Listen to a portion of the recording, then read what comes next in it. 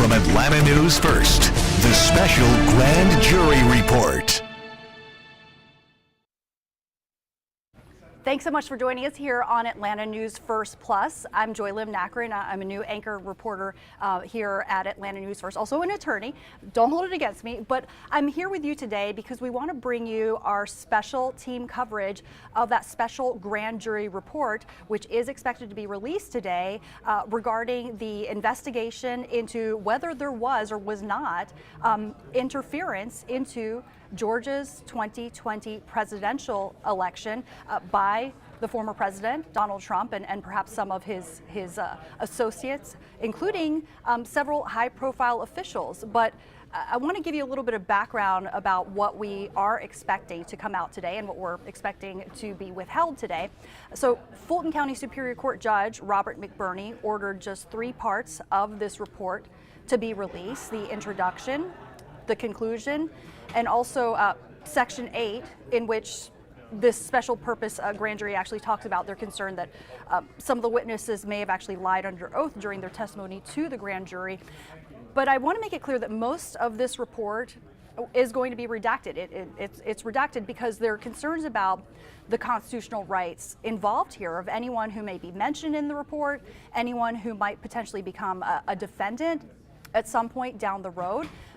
Specifically, there are concerns about their due process rights being violated because this is a special grand jury investigation. It's not a trial. So these folks, they didn't have the opportunity to have their attorneys present with them, defense counsel present with them. They didn't have an opportunity to rebut assertions made against them, to present their own witnesses, to cross-examine the witnesses against them, et cetera, et cetera.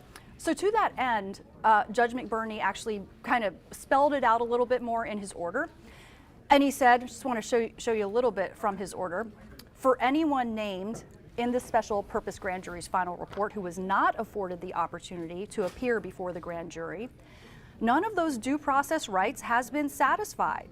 And for those who did appear, willingly or not, only the right to be heard, although without counsel or rebuttal, was protected. So given that, the court finds that full disclosure of the final report at this time is not proper under Thompson, Kelly, and their progeny. He's, in other words, citing some case law, some precedent there for why he's making this decision.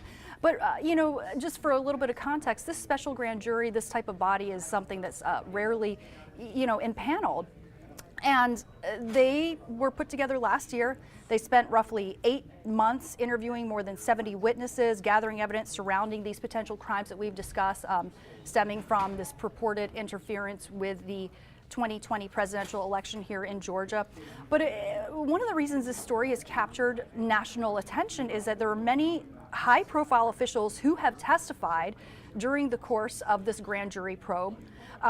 They include U.S. Senator Lindsey Graham, Georgia Governor Brian Kemp, Georgia Secretary of State Brad Raffensperger, and you may recall a leaked phone call from January 2nd, shortly after the 2020 election, so that would be January 2nd of 2021, in which we hear President Trump speaking to Brad Raffensperger. Let's listen. There's nothing wrong with saying that, that you've recalculated. Well, Mr. President, the challenge that you have is the data you have is wrong. All I want to do is this. I just want to find 11,780 votes.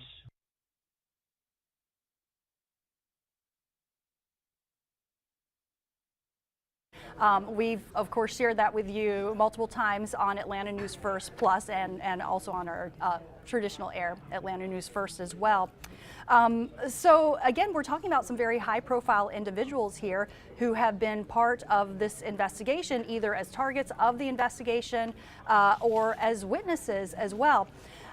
But it's really important to note that this special grand jury, they're really on a fact-finding mission. They do not have the power to actually issue any indictments based on anything that they discovered in the course of this process.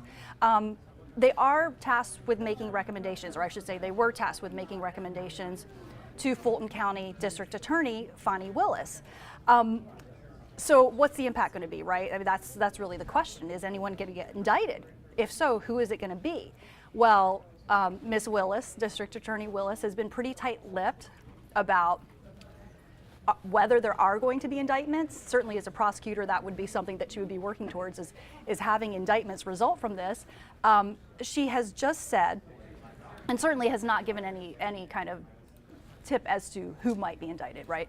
But she has basically said that decisions are imminent. So I'm quoting her. That's what she's shared with Atlanta News First, our team here, that decisions are imminent in a legal sense, not necessarily in a television sense, because we work on a different timeline doing television news. We work quickly to turn around the news. But again, just kind of pulling this all together, why this report is so important is it's informing her decisions. This report that we're expecting to get today, it's going to inform Ms. Willis's decisions about who she should indict, if she should indict anyone, and how that should happen, how her investigation should go, where should she focus. So I want to bring in now someone who certainly is an expert on the prosecutorial process, who is a former district attorney himself. Joining us now, we have Danny Porter, former Gwinnett County DA, here remotely. Thank you so much for being with us, Counsel Porter. I know we've shared with our viewers that this is going to be limited because most of this report is going to be redacted.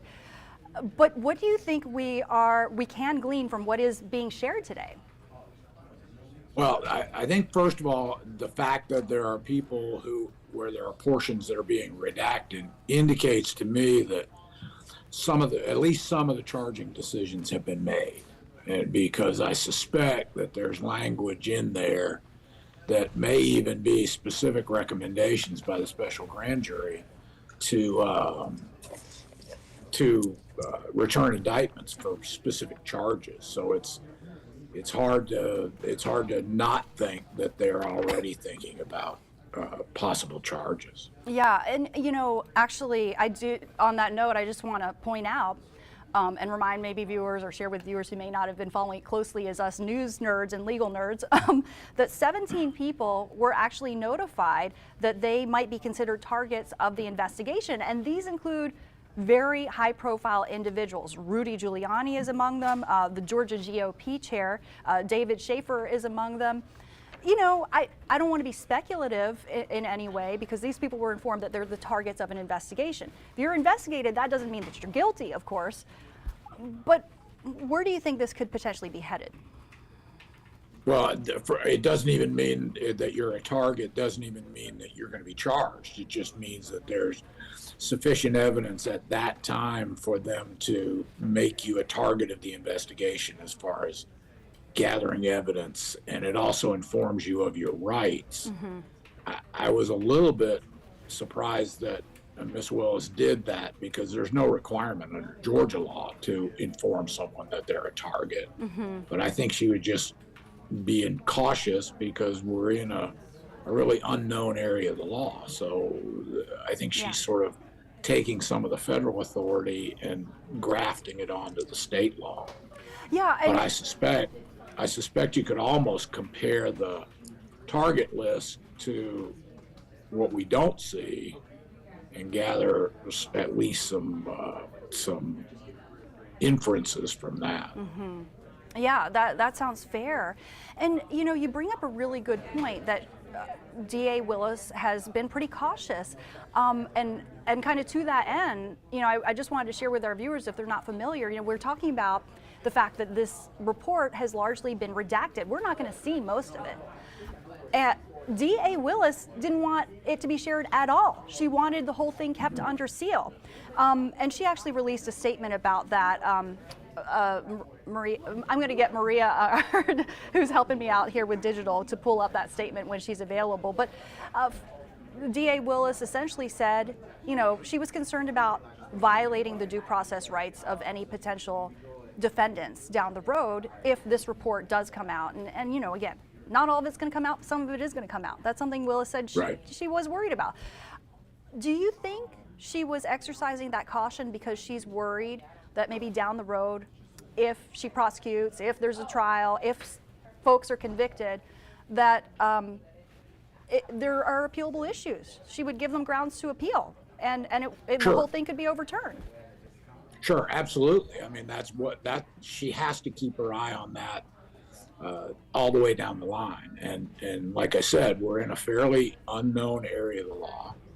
We're dealing with at least one potential target who's famous for litigation. And so you can pretty well guarantee that every aspect of this is going to be challenged if there are criminal charges brought. So if there's a problem with a grand jury report being released that prejudices a defendant, that could result in a quashed indictment or a dismissed indictment, which results in no charges. Yeah, and actually, Maria is back here at the desk, and she, I think, can we share that report, the Fani Willis's comments during the January 24th hearing, where she basically, I don't want to misquote anyone, so I'd like to actually share verbatim what she said about why she didn't want this report to be released at all. In this case, the state understands the media's inquiry and the world's interest, but we have to be mindful of protecting future defendants' rights. And so representing the state of Georgia and these citizens, I know we do have this common interest. We want to make sure that everyone is treated fairly. And we think for future defendants to be treated fairly, it's not appropriate at this time to have this report released. Obviously, we believe the report should be released now and in its entirety. And now that special purpose grand jury has issued a report, and the jurors themselves have asked for it to be published. There's enormous public interest in what they have said, and that exists in this state, it exists across the nation, it exists beyond the nation.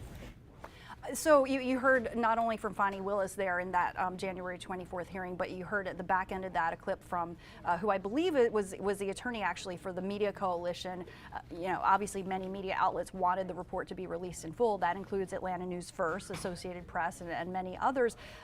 So this Media Coalition actually sued to get the report released in full, and you heard the attorneys there cited the First Amendment rights, and the need for judicial transparency, and all that. So I want to ask you, how does this balancing test go? Because we're talking about two competing sets of constitutional rights. On one hand, you're talking about the media and the right to free press, right? The First Amendment, which is, right, of course, at the foundation of our democracy. But on the other hand, we're also talking about the due process rights of anyone who is named in this report, and protecting that. Again, a fundamental constitutional right. So how do you balance that? Well, first of all, you have to begin with the fact that the presumption in Georgia is for transparency. The presumption is that unless there is a compelling reason not to release it, then it should be released. And you begin with that as your foundation. Mm-hmm. Judge McBurney is going to have to balance, and I think has balanced, that public's right to know with potential prejudice of potential defendants, because you're right, that is a critical constitutional right that goes to each individual. You have sort of this general public's right to know, but you also have to be mindful of individuals who may face criminal jeopardy, who have to be protected too. And in this case, I think probably that may outweigh a total release. Yeah. I don't think the Media Coalition really ever had a chance for a total release. Yeah. I think they got what they can get. Yeah. Well, thank you so much, former Gwinnett County District Attorney Danny Porter, for joining us live here on Atlanta News First Plus. I want to bring in now investigative reporter Andy Parada, who has been following this story very closely, of course, and has used his sources to bring in a very important guest with us this morning. Hi, Andy. Hi, Joy. Joining me now is I want to introduce you to former State Senator Jen Jordan, who also is the former nominee for Attorney General here in Georgia, and a local attorney. But Specifically, what's interesting about this conversation is that Senator was one of the folks that testified in front of the special grand jury. Jen, thank you so much for having us or coming with us. I appreciate you so much. Excited to be here in part because it's really important, the work that's been done by the grand jury, and I think people should be paying attention. Take us behind the curtain. You testified. What can you tell us what that was like? What did you get out of it? What do you hope the public will eventually get out of it? You know, the takeaway that I had is, well, first off, let's step back. I testified early on in the process. I think I was probably in the first week or two of when the grand jury first started meeting. And really, I felt like I was helping to set the table. And by that, I mean, let's talk about the Senate. There were questions about the Georgia Senate and our process and how do we normally do committees, and was this hearing odd, especially since it was out of session. So lots of questions around that, what the normal procedure was. And then we got into actually what happened at the hearing itself, and questions about Rudy Giuliani and the attorneys, and then also some of the elected officials that were there and a lot of the theories that were being pushed. Rudy Giuliani testified in front of a Georgia Senate Judiciary Committee December 2020. You were in the room. I want to play some sound from Mr. Giuliani of what he said, some of the many false claims about the election. If we can play that sound now for folks to remind folks of exactly what he said, and then we're going to talk about it on the other end.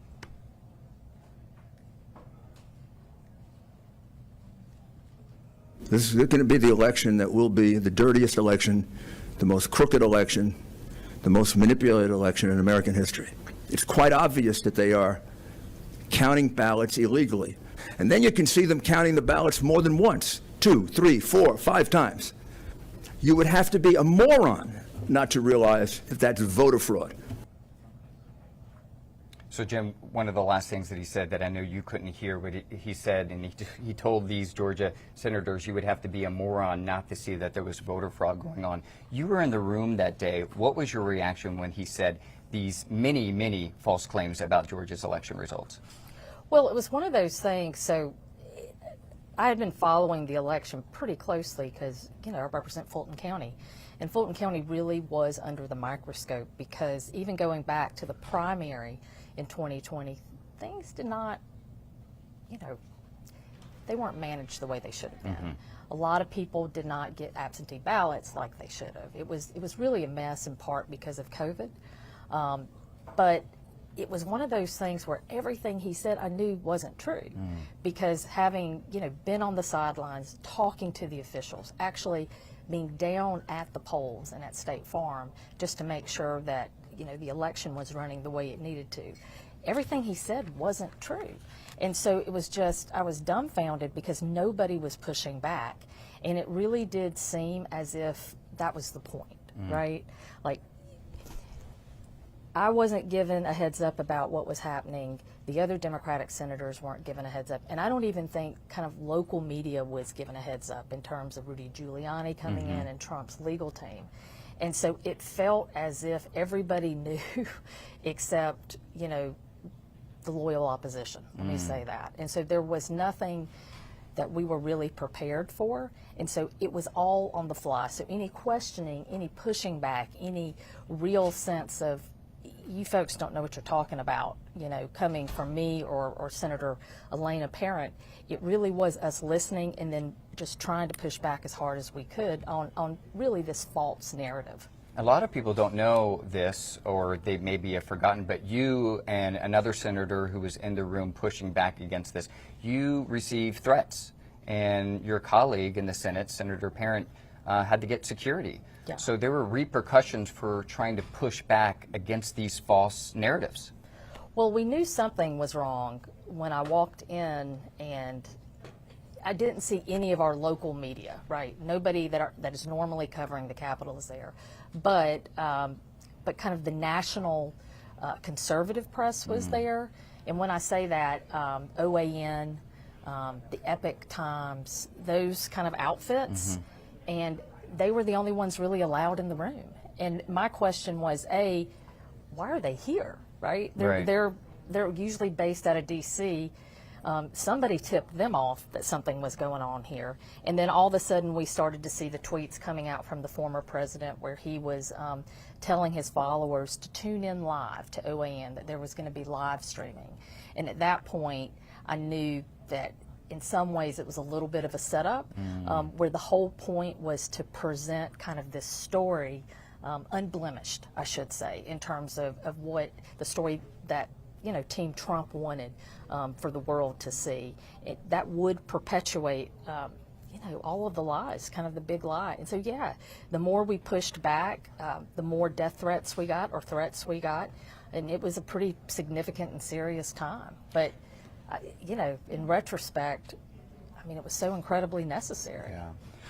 Right or after he testified in front of that Georgia Senate Judiciary Committee, he went on to say similar false claims in multiple, hearings or multiple media outlets. Since then, he's had his law license suspended in New York for making those false claims. He's been the subject of a defamation lawsuit by 2 former Fulton County election workers that had their lives threatened based on false information that he was spewing out there.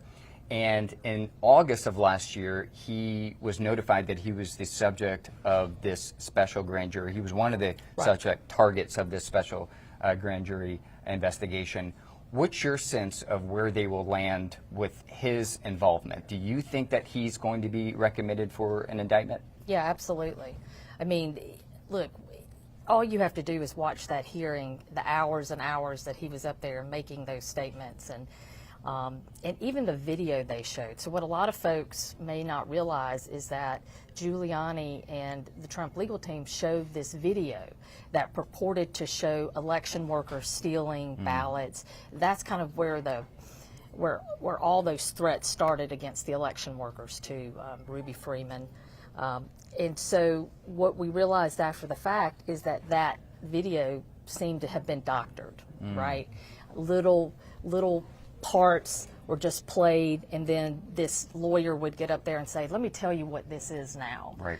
Lawyer who had no clue about what was going on, had no firsthand knowledge, and really it felt like someone had taken 24 hours of video and spliced little bits together to present a story or present some kind of evidence that supported what their theory was, which ultimately was about overturning the election. Take us back to the moment that you're notified that you may be needed to testify in front of this special grand jury. Walk us through that process. Who notified you, and how did they get to the point that you're in front of that room testifying? I was approached by investigators with the district attorney's office. We sat down, we had a conversation. I think they were just, part of this is about fact gathering and trying to figure out, well, what really are the facts as opposed to what the noise is, what people said happened versus let's go very specifically through what the evidence is. And so I sat down with them for a couple of hours, and then a week or two later I got notification that they wanted me to appear. And so, what I've noticed with the grand jury is that it's been very methodical in terms of the witnesses they're bringing in, and it seems clear that they're building a case that really is about a web, and reaching as many people as possible. And you're in the room, you're in front of the special grand jury, who's asking the questions? How is that information what you're testifying to, how's that being relayed to those special grand jury? Are they hearing it from themselves? Are they asking questions? All of the above. So when I first went in, one of the attorneys with the district attorney's office who was working with the grand jury asked me questions, kind of just to start things off. But it really was very open-ended questions. And then so I would start testifying, and then it would just go through all the people in the grand jury. Folks would raise their hands. I mean, they would ask any number of questions like, well, wait a second, you just said this. Talk to me about that. Is that normal? Is that not normal? Well, what about this person? Were they present? Were they not? Did they say anything? So they were incredibly engaged, especially at that point, which was still pretty early on. It was before any of the larger, I would say, personalities or witnesses were called in. So that's interesting. I didn't realize how much the grand jurors, the special grand jurors, were actually participating. They were asking questions. They were asking follow-up questions. So these weren't people that were just sitting back and hearing a presentation and then they were going to make a determination. They were trying to get facts themselves. Right, and they were very clear that if they didn't understand what a witness was saying, like me, if they were like, well, wait, what does that mean? They would want, they would ask the follow-up questions. So really, the attorney, the district attorney's office, would probably just ask a couple to kind of get things rolling, and then, it basically was in the hands of the grand jury. And you're not allowed to talk about what was said in that grand jury, special grand jury room, is that correct? I can just tell you in terms of what my experience was, and there was nothing, crazy that they were asking. They were asking very basic questions, and look, they had all watched, the 7-hour hearing with Rudy Giuliani and a lot of the targets for the investigation, and that really could speak more than any witness going into that room. So it's fair to say that some of their questions were related to Rudy Giuliani's participation in that 2020 hearing, and you were there asking him questions and pushing back, so it had to do with that sort of that day and that hearing. Yeah, so the two things that they were very focused on when I was there was that hearing, that day, what happened right before, during, right after, and then the false electors. So Judge McBurney says that he's going to release a partial report. Right. It's going to include the introduction, the conclusion, and then parts that he believed that the special grand jurors were concerned about witnesses potentially lying. What's your thoughts? Based on what you testified to, do you think the full report should have been released, or are you satisfied with this partial release?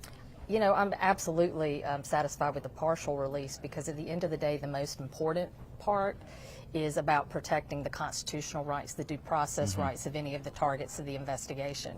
And what's clear, at least from what McBurney's ruling was, is that there are people named in that report that they're probably going to get indicted. Yeah. And so until they have the opportunity to kind of push back or to give evidence kind of in opposition, then it makes sense that, their name just isn't released in a report. Yeah, I mean, it's imminent.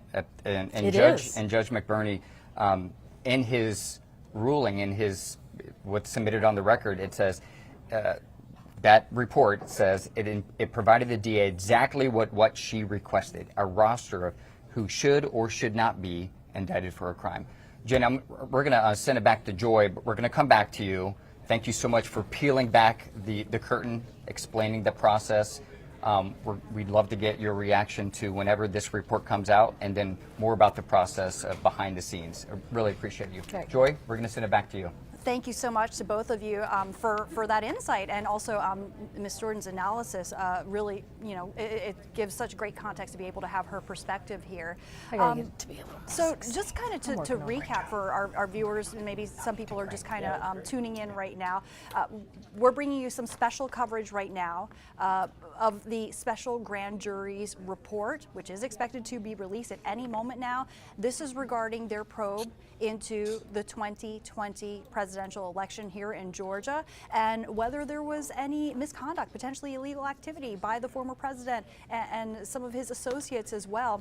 And just to recap again, if you're just joining us, that this report is expected to be released at any moment, but it's important to note that most of it is going to be redacted. It's not going to be made public because essentially the judge expressed concerns about violating the constitutional due process rights of anyone who might be named in that report and potentially become a defendant later on down the road. So at this point, I want to bring in someone who of course, is an expert in the whole prosecutorial process because he is a former prosecutor. He is the former DeKalb County District Attorney J. Tom Morgan, joining us here on Atlanta News First Plus. Thank you so much for being with us, Mr. Morgan. Thank you, Joy. So, Mr. Morgan, we have shared with our viewers that there are only three parts of this report that are going to come out today. We're talking about the introduction, the conclusion, and then Section 8 of this report. And this is basically where this special grand jury talks about their concerns that some of the witnesses may have actually lied under oath, during their testimony to this special grand jury. So, my question to you is, as we're kind of laying out the context, how much do you think we're going to be able to actually glean from this partial release of this report? Joy, I don't think we're going to know that much. It's going to be tantalizing, but as been said earlier, a grand jury cannot accuse someone of a crime without an indictment. And we don't have an indictment at this time, so we'll see very much a redacted 3 chapters of this report. The conclusion will be very interesting. I believe it will say that there are persons who should face indictment. That is their recommendation, but we're not going to know who those persons are. Yeah, and I just want to share with our viewers why. And so for that reason, I'd like to pull up a little bit of the judicial order where Judge McBurney, Fulton County Superior Court Judge Robert McBurney, actually explained why we're not going to be able to see that whole report. So he writes in part for anyone. Well, there he's talking about which parts are going to be released, but he says for anyone named in the special purpose grand jury's final report who was not afforded the opportunity to appear before the grand jury. You can see none of these due process rights has been satisfied. For those who did appear, willingly or not, only the right to be heard, although without counsel or rebuttal, was protected. Given that, the court finds that full disclosure of the final report at this time is not proper under Thompson, Kelly, and their progeny. Thompson, Kelly being some previous cases, setting some legal precedent, so he's citing some case law there. But when we're talking about these constitutional rights of due process, I want to talk with you a little bit about what those are and how a special grand jury probe is very different from a trial. It's not a trial. And that's why the judge felt it wouldn't be fair to go ahead and put out those names. So let's break that down. I mean, first of all, they don't have the right to have their defense counsel with them, right? That's exactly correct, Joy. The special grand jury is exactly that. It's an investigative grand jury to make recommendations to the district attorney as to whether or not an individual or individuals should be indicted. Those individuals have not had the right to due process. They have not had the right to confront the witnesses against them. They have not had the right to present any evidence on their behalf. So as Kelly and Thompson, the cases that the judge cited, have said, you cannot accuse someone of a crime without an indictment. And so what we have is a special grand jury is really that. It's a special investigative grand jury. I was a prosecutor for 21 years, and we only had 2 special investigative grand juries. They are a big assistant to the district attorney, but they are not an indicting grand jury. Mm-hmm, mm-hmm. And I want to just follow up with that, because you point out this is not a regular grand jury. This is a special grand jury. It is a body that is rarely used. In this case, it was impaneled last year, and they worked for, it was about 8 months, interviewed more than 70 witnesses, gathering all kinds of evidence. But as you point out, their power is somewhat limited. They don't issue indictments. So how is the decision made that, okay, we're not going to use a regular grand jury here, we're going to use a special grand jury, and how are they different from a regular grand jury? They're very different, Joy. In a special grand jury, you may or may not have any idea who committed a crime or what crimes have been committed. Mm-hmm. In the 2 cases that we used, we were investigating a sheriff and other employees as well for corruption. And in the investigative grand jury can subpoena witnesses. They can also take time. The regular grand jury only sits for 2 months. As you said, in this case, a special investigative grand jury has been narrowly focused on a particular subject area, and they've done it for 8 months. And that's why it's called a special grand jury. At the end of the day, though, they can only make recommendations to the district attorney, who must then turn, if they want an indictment, to turn the evidence over to a regular impaneled grand jury. Yeah, and we're talking a bit about some of the witnesses involved here and some of the potential targets. We're talking about some very high-profile individuals. 17 people were notified they might be considered targets of this investigation. That includes Rudy Giuliani. That includes Georgia GOP Chair David Schaefer as well. Some of the high-profile individuals who've actually testified. We saw Jen Jordan here in our newsroom as well, giving us a live interview, which we are grateful to her for. But some of the other high-profile witnesses, Senator Lindsey Graham, the Georgia Governor Brian Kemp, also Georgia Secretary of State Brad Raffensperger, and Maria, our digital producer, is right here next to me off camera. But I want to share with our viewers, if Maria is helping us out with this, Brad Raffensperger is really key here, because remember, it was that leaked phone call in January of 2021, shortly after the elections, that came out, and we hear President Donald Trump saying some things that many people would consider very damning. Let's listen. There's nothing wrong with saying that, that you've recalculated. Well, Mr. President, the challenge that you have is the data you have is wrong. All I want to do is this. I just want to find 11,780 votes. You should want to have an accurate election. And you're a Republican. We believe that we do have an accurate election. No, you don't. No, you don't. You don't have. Not even close. There's nothing wrong with saying that, that you've recalculated. Well, Mr. President, the challenge that you have is the data you have is wrong. Now, do you think it's possible that they shredded ballots in Fulton County? Because that's what the rumor is. And also that Dominion took out machines. That Dominion is really moving fast to get rid of their machinery. Do you know anything about that? Because that's illegal. This is Ryan Germany. No, Dominion has not moved any machinery out of Fulton County. Under law, you're not allowed to give faulty election results, okay? You're not allowed to do that, and that's what you've done. This is a faulty election result. Mr. President, you have people that submit information, and we have our people that submit information, and then it comes before the court, and the court then has to make a determination. We have to stand by our numbers. We believe our numbers are right. Okay. So, Mr. Morgan, listening to that, of course, being a journalist, I can't share any of my thoughts and opinions and be biased in any way. I want to ask you, what is your reaction when you listen to this now, knowing the depth and the scope of this investigation? Joy, this conversation cannot stand alone. You've got to take it in context with everything else that has been going on. That's why you have a special grand jury. This conversation is what started the ball rolling, and it got the district attorney to be able to impanel a special grand jury. But as we know, there have been many witnesses, and that's why the Brookings Institute has come out and said that this looks like the foundation for a Georgia RICO. And that's exactly what we used in our case, was the Georgia RICO statute, which is broader than the federal statute. This conversation would just be one element of a very large, what I anticipate seeing in the future, a RICO statute that would take many, many pages. So you're talking about the RICO statute, and you're obviously alluding to potential charges that we could see come out of, well, in part, that conversation that we just heard. But on the flip side, I know you were, of course, a very experienced prosecutor, many years with the district attorney's office, or being the district attorney for DeKalb County. But if you're the defense attorney, what argument do you make? How do you get out of that? The argument you would make is that, again, the president was just in a heated discussion.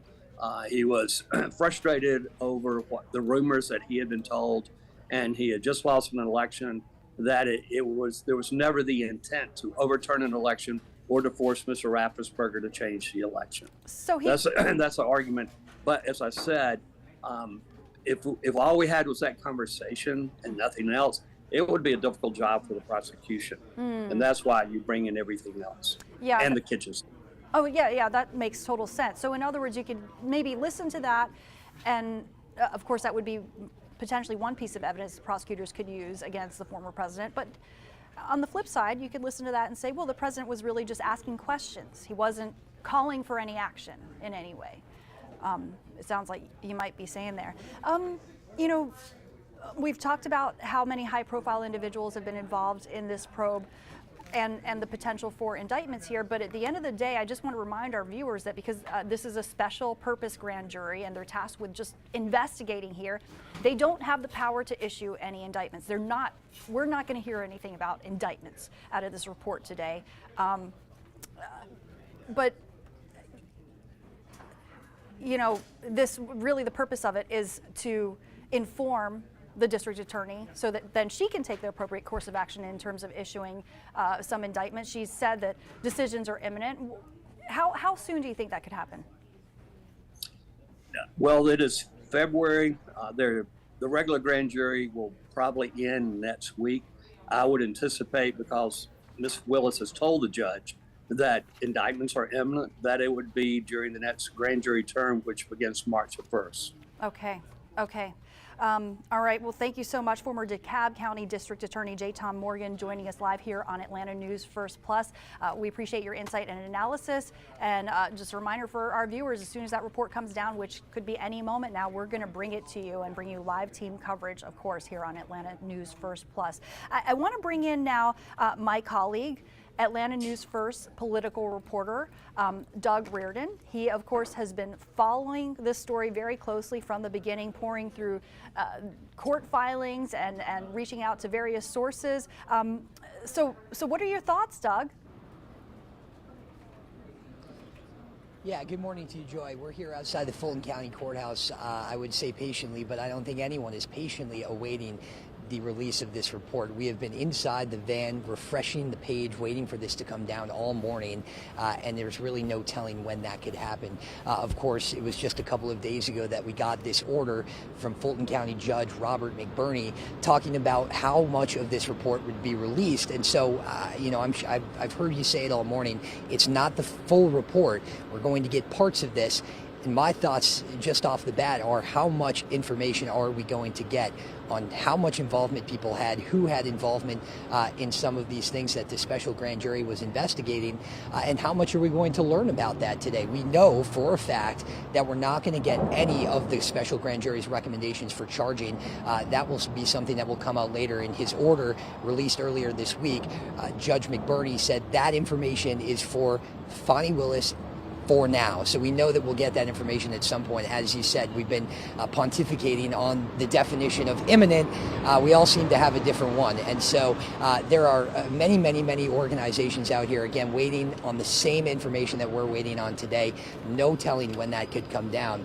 I think the big questions here are all the things that could play into Atlanta politics after this report is released, after potential charges could come from this, right? The DNC, this is a favored spot potentially for that convention to take place here. How could it possibly affect that? And of course, how could it potentially affect the race for 2024? If the former president, Donald Trump, is facing charges here in Fulton County, could that embolden more candidates to enter the race? That's something that experts that we've been talking to all week have been speculating on. There's only been one other candidate so far that has announced a run, and of course that was Nikki Haley this week, the former South Carolina governor. But I think people, especially candidates who could enter this race, are very anxious to see how this could play out. We had one expert tell us, and I'll use the exact word that he used, that if charges do come down against the former president, it could hobble his ability to message and campaign early in his presidential run, which of course has already been announced.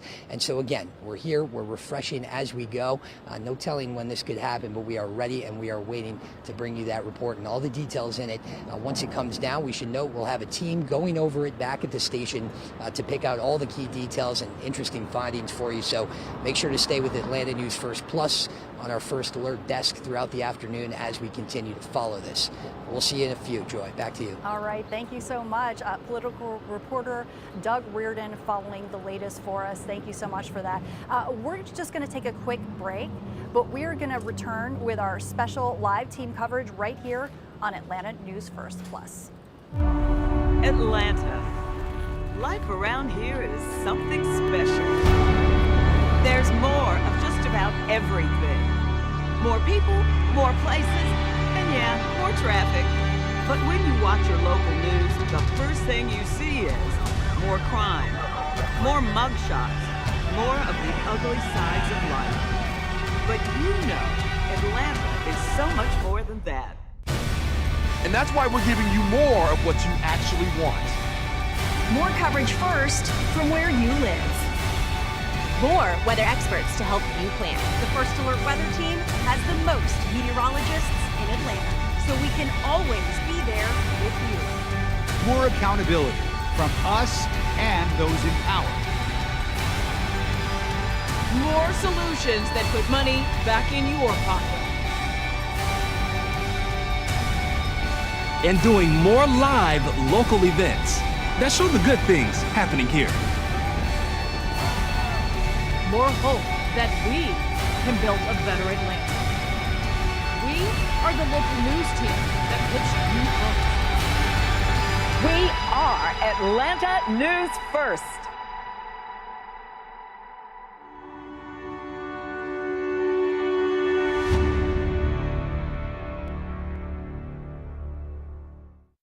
First Alert Radar is lit up. 2023 is off to a stormy start, but your First Alert weather team is keeping you prepared. You want to get to your safe spot right now? Helping you navigate flooded streets. You need to be very careful.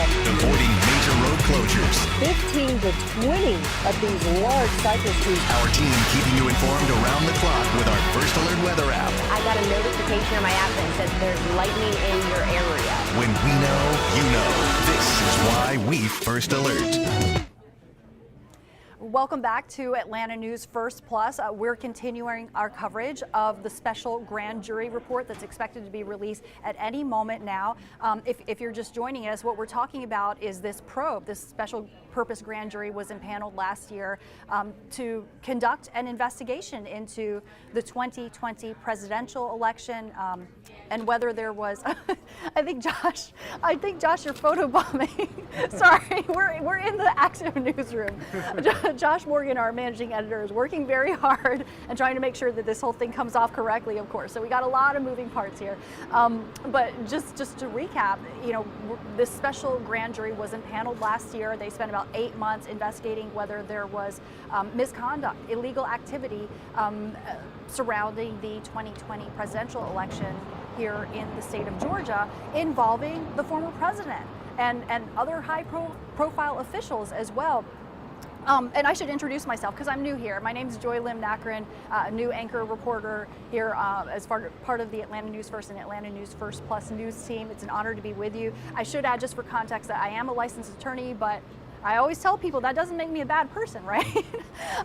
Look, I want to bring in now someone who I would consider an expert on this matter, who is my colleague, a political reporter here at Atlanta News First, also a new colleague, I should say.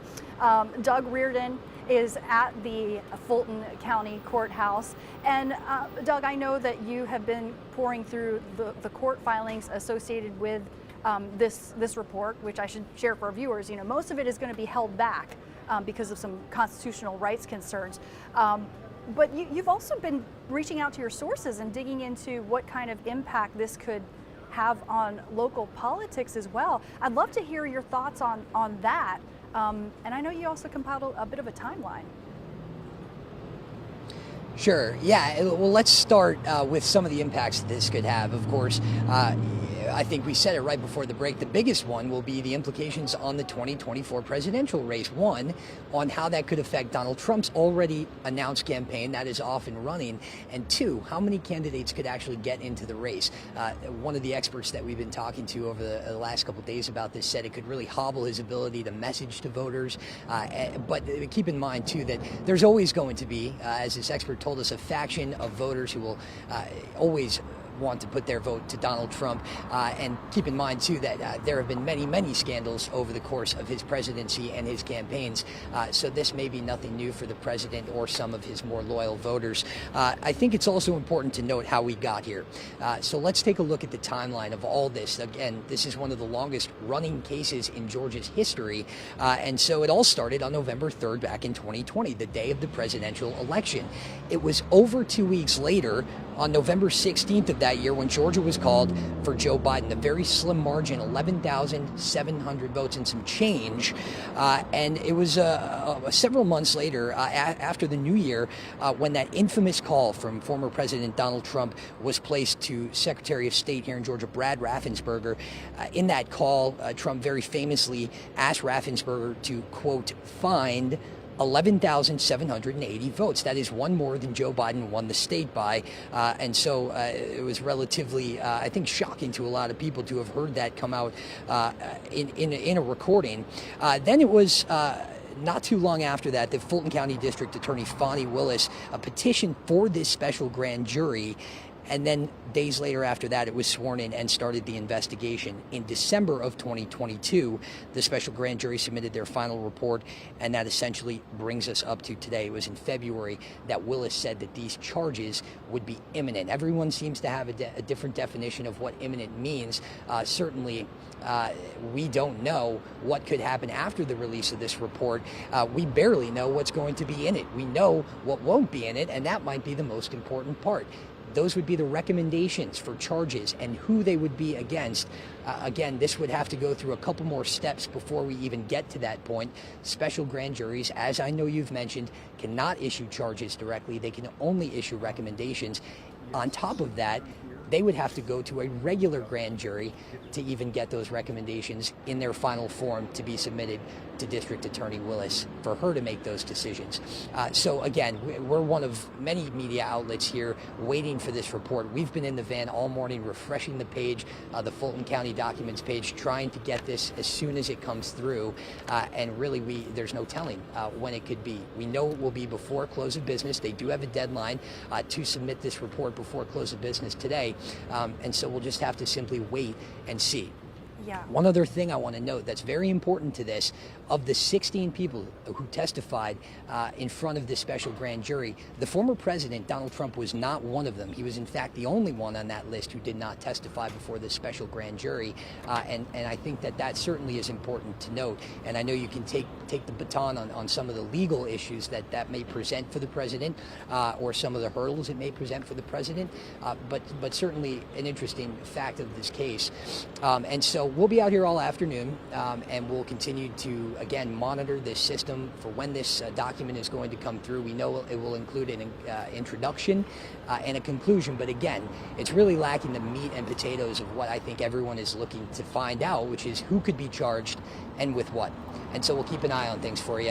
And of course, we'll be streaming throughout the afternoon on Atlanta News First Plus at our First Alert desk, Joy, where you are now, and we'll send it back to you there. Thank you so much. Political reporter Doug Reardon joining us. Thank you so much for kind of breaking that down for our viewers. So, we've talked a lot about how actually most of this report is going to be held back. It's been redacted, and that's because Judge McBurney, the Fulton County Superior Court judge, who really ruled on this issue of whether this report should come out, and if so, how much. He had a lot of constitutional rights concerns about really the due process rights of any potential defendant or anyone named in this report being violated if the names get out there. Because remember, this was just a special purpose grand jury probe. This was not a trial. So these folks didn't have their defense attorneys present. They didn't get a right to confront their accusers, which is of course required by the Constitution. They didn't have the ability or to either cross-examine or have their attorneys cross-examine any witnesses against them. They didn't have the chance to bring up their own witnesses, present their own defense case or rebuttal case. So essentially, Judge McBurney was trying to avoid convicting them in the court of public opinion by letting some of these names get out here without that due process afforded to these individuals. So we're going to be very limited in terms of what we can share with you when this report does come out. I want to bring in now my colleague, Andy Parati, who is, of course, an investigative reporter here at Atlanta News First. Andy, so, we do know we're going to get the introduction, we're going to get the conclusion, we are going to get Section 8, where this special purpose grand jury talks about some concerns that witnesses may have lied under oath during their testimony to them, to this grand jury. What else can you share with us? Well, first of all, thank you so much for doing such a great job in explaining the process of where we came from and where we are now. I'm joined now by someone that can provide even more perspective on that process. Former State Senator Jen Jordan, who represented Cobb County and Fulton County, the former nominee for the Attorney General's office here in Georgia. But specifically for this conversation, what's interesting that she brings to the table is you testified in front of the special grand jury. Take us behind the scenes. What was it like going through that process, and what can you tell us what the grand jury may have heard from you?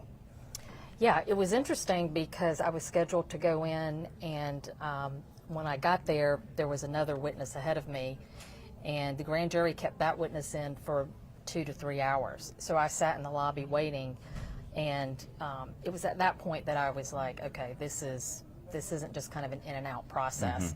And so I think I was in there for 2 hours in front of them, and it was very much whatever they wanted to hear and know about. But specifically, they were interested in what Rudy Giuliani was doing here. You know, what did he say? Who else was involved in terms of bringing, you know, that hearing in December together? And then, of course, the false electors being up at the Capitol. Right, and the reason why they were specifically asking you questions about Rudy Giuliani is because he testified in front of a Georgia Senate Judiciary Committee, and he is accused of saying a lot of false claims about the election results here in Georgia. And you were in that room, and you pushed back. Yeah, it was almost like a mini trial, but just a one-sided mini trial, with purported evidence being presented that was really false in the sense that it was being presented in a way to make it look like something bad had happened when it actually had not. And so it was a pretty scary time here. I mean, because you have people from out of state coming in, you have the President of the United States at the time who was live tweeting what was happening, and it felt like we were in the middle of a storm that was happening, and I don't think we had any clue until after January 6th. I mean, it's been almost 2 years since that December 2020 judiciary hearing. I want to remind people, and if we can, play some sound from Rudy Giuliani of what he said that sort of catapulted a lot of consequences for people, people who were threatened, folks like you, election workers that were threatened. It led to him losing his bar license, him being a subject, a target of this investigation. So if we can play some of that sound from the 2020 hearing to give people some perspective of what he said back then, I think it will add additional perspective, and Jim will talk on the other side. All right, Andy, thank you so much for you know, sharing that with our viewers, and of course to Jen Jordan for joining us here on Atlanta News First. You know, I just want to remind our viewers that this special purpose grand jury's report is expected to be released at some point today. You know, we were up and ready to go at 9 a.m. Came in a lot before that because we were anticipating it could come out as early as 9 a.m. So we're still waiting. We're watching. We are watching the court filings to see if something comes down. We're kind of working our sources to make sure that as soon as that comes down, we can bring you live team coverage right here on Atlanta News First Plus, also Atlanta News First. And as you see, we have a big team covering this. We not only have our political reporter, Andy Parati, we have, I should say political reporter Doug Reardon, investigative reporter Andy Parati. We have several experts who are lined up to help break down exactly what this means, including several former district attorneys and several criminal defense attorneys as well. And, you know, there is going to be some limitation on what can be shared because of the constitutional rights issues concerning anyone named in this report. So I shared that with you. But we are going to get at least kind of the overall picture of what this grand jury has been focusing on, because the introduction to this special grand jury's report is going to be shared along with the conclusion, along with the whole section on some of their concerns that some of the witnesses may have been lying under oath to them. So, of course, this is also significant because we're talking about alleged interference with a presidential election here in Georgia back in 2020 by as alleged, possibly the former president and some of his associates and we've got some very high-profile individuals who have been part of this investigation.